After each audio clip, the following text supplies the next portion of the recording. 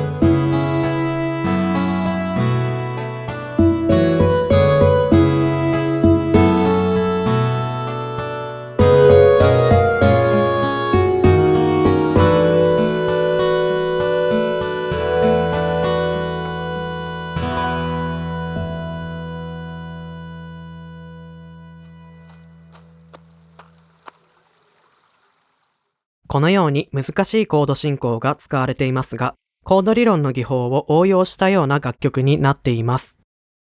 C メジャーキーに移調したものを分析します。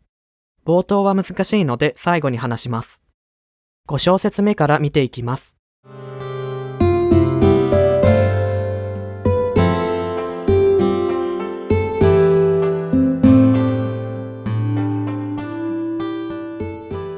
最初に2個目と4個目のコードに注目します。この楽曲で一番重要なコードだと思います。最初にこれはお辞儀のコード進行です。始まって緊張して落ち着くというシンプルな流れになっています。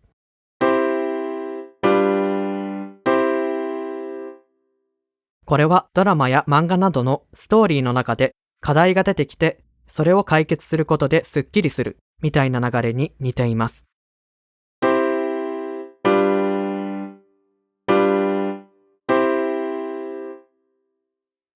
ただこのような起伏のある流れはリラックスした感じや漂う感じとは結びつきづらいと思います。もっとふわっとした流れにする方法として G ドミナントセブンスを別のコードに変えることがよくあります。G ドミナントセブンスの構成音はソシレファですが、そのうちのシとファが癖のある響きを作り出しています。例えばシを抜いてドを加えるとソドレファG ドミナントセブンスサス4というコードになります。サードの音はコードの色味を決める音です。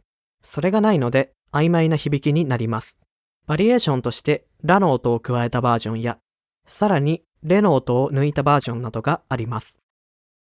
Dm7 スラッシュ G、F メジャーコードスラッシュ G というように表すことも多いです。このニュアンスの違いについては過去の動画で話しています。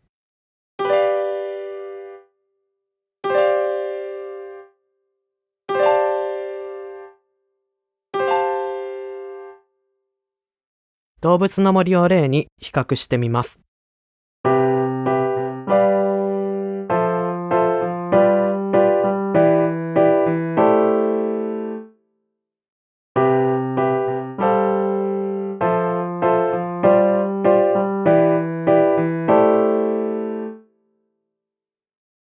次のパートに行きます。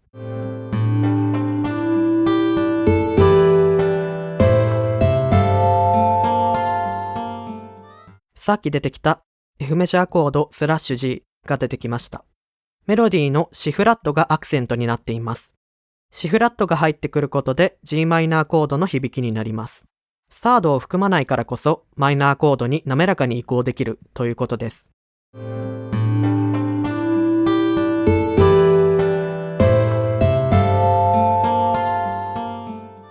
次のパートに行きます。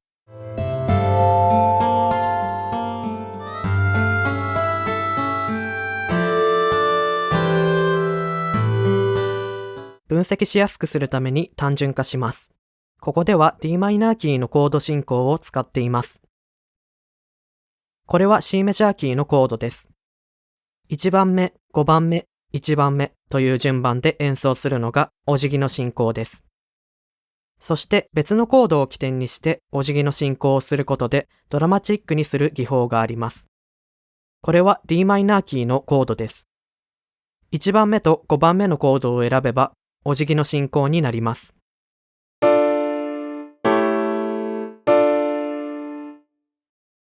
もう一度 C メジャーキーに戻ります。例えばこのような進行があったとします。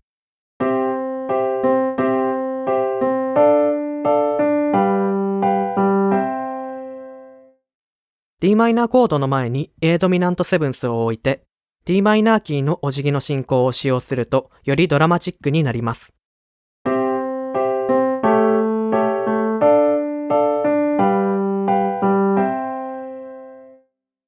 このような別のキーから追加されたドミナントをセカンダリードミナントと言います。動物の森の進行を見てみると d マイナーキーの451という進行になっています。原曲では展開形を使って最低音がソファミと降りることによって流れが穏やかになっています。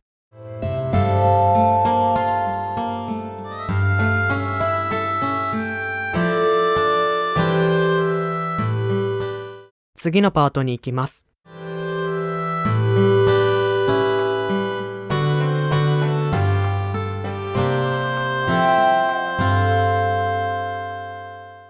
単純化するとこのようになります。まずさっき出てきた A ドミナントセブンスがお辞儀の進行をするのですが、進行先もドミナントセブンスで、その後もドミナントセブンスです。このようにドミナントセブンスが連なっていく技法をエクステンデッドドミナントと呼びます。個人的に回転していくようなイメージを感じます。最低音はラシドレ、レミファソ、ソラシド、ドレミファというように等間隔に4度で上がっていきます。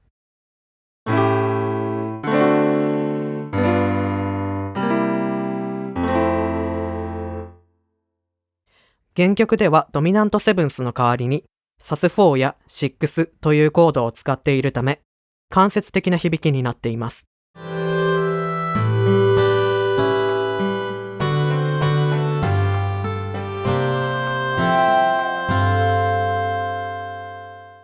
次のパートに行きます。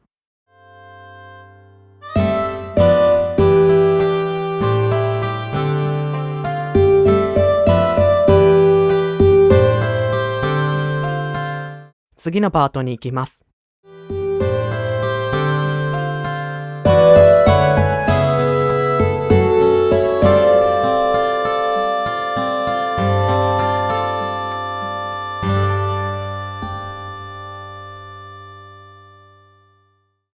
最後に転調するのですが、すぐに曖昧なコードで終わってしまいます。明確なゴールを演出していないので何か心に残ったような感じがします。動物の森そのものを表したような楽曲だと思います。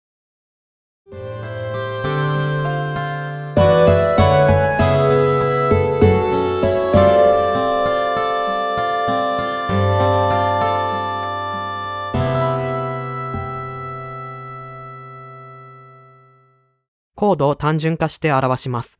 最低音に注目すると流れがわかりやすいです。ソファミラレを2回繰り返した後、もう一度繰り返すと思わせておいて、ソファミラレミレドファシというように転調してさらに深いところに行きます。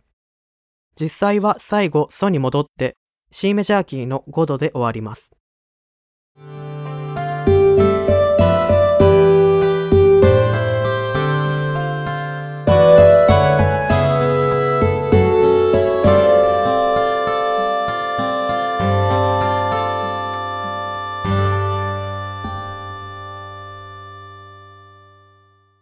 滑らかに転調できる理由はというと、C メジャーキーから A メジャーキーに転調するときに A マイナーキーのお辞儀のコードを経由しているからです。C メジャーキーと A マイナーキーは特にポップスでは同じキーの別形態のような関係で、C メジャーコードが強調されれば C メジャーキー、A マイナーコードが強調されれば A マイナーキーみたいな感じで、境目が曖昧な関係です。この関係を平行調、レラティブキーと言います。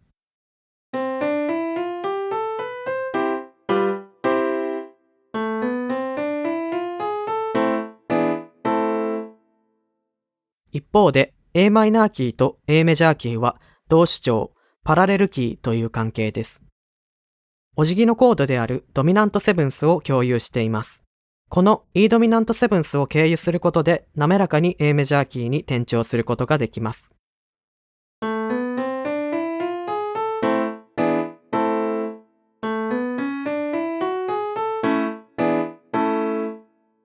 最後に冒頭を見ていきます。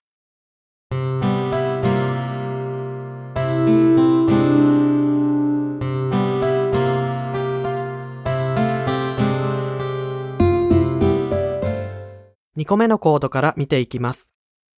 1つ目の解釈は C ミクソリディアンスケールから借用してきたというものです。メジャースケールはドレミファソラシドなどの馴染みのあるスケールです。7番目の C を半音下げたスケールがミクソリディアンスケールです。平和なシーンの BGM で使われることがあります。また、ロック系の音楽でもよく使われます。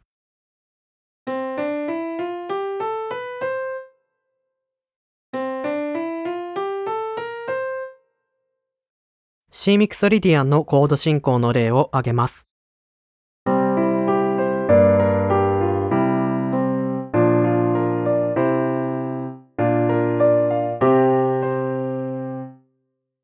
2つ目の解釈は C ドミナントセブンスのバリエーションです。F メジャーキーのお辞儀のコードです。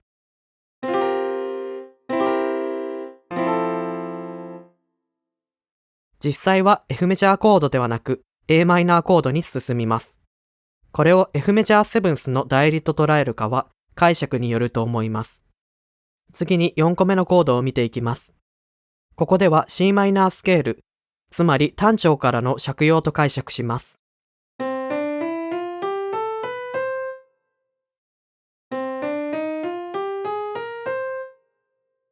C メジャーキーの曲に C マイナースケール、つまり同主調に由来するコードを追加した例を挙げます。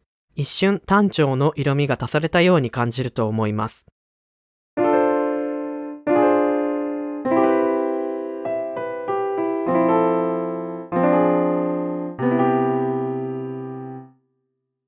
C メジャーキーの曲で C ミクソリディアンや C マイナースケールなどに由来する音やコードを一時的に使用するというような技法をモーダルインターチェンジと言います。表でおさらいすると、まず基準のキーを C メジャーキーとします。最初に紹介したのが C ミクソリディアンです。次に紹介したのが C ナチュラルマイナースケールです。このように1番目に同じ音を持っているスケールを利用するのがモーダルインターチェンジです。利用できるスケールはあと5種類あります。これについてはチャーチモードという動画で解説しています。最後に全体を流して終わりたいと思います。